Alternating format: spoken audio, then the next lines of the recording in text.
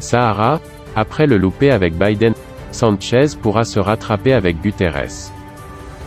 Partenariat vert lancé par le Maroc et l'Union européenne.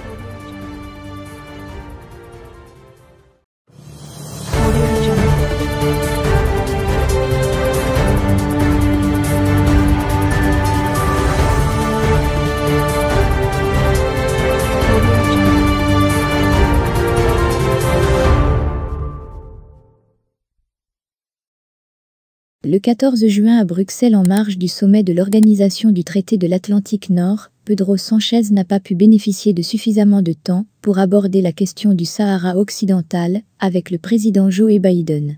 Il devrait avoir plus de chance avec le secrétaire général des Nations Unies et, de surcroît, chez lui au palais de la Moncloa. En effet, Antonio Guterres effectue une visite officielle en Espagne les 1er et 2 juillet.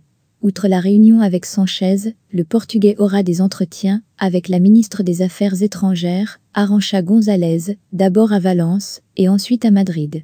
Le roi Felipe VI accordera également une audience à Guterres.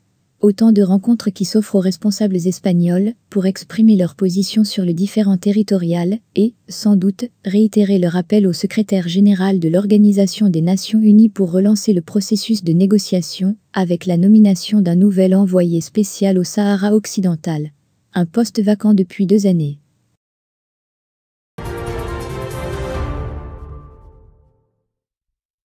Partenariat vert lancé par le Maroc et l'Union européenne. Le Maroc et l'Union européenne ont convenu ce lundi de développer un partenariat vert.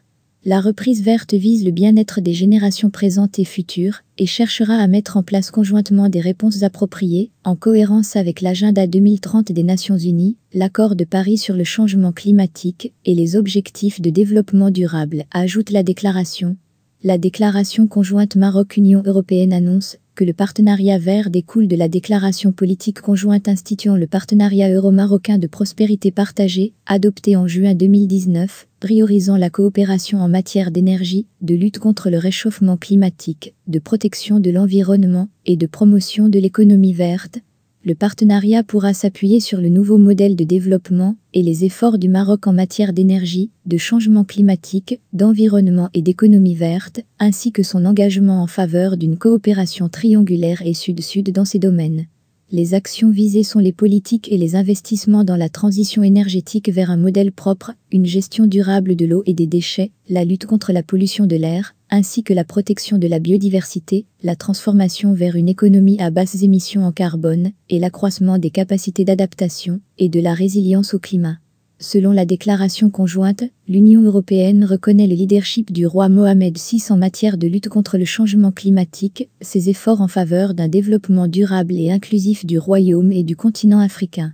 Le lancement du partenariat a eu lieu à l'occasion d'un événement en présence de Nasser Bourita, ministre des Affaires étrangères, de la coopération africaine et des Marocains résidant à l'étranger, Mohamed Ben Chahaboun, ministre de l'économie, des finances et de la réforme de l'administration, et Aziz Rabat, ministre de l'énergie, des mines et de l'environnement, pour représenter le Maroc.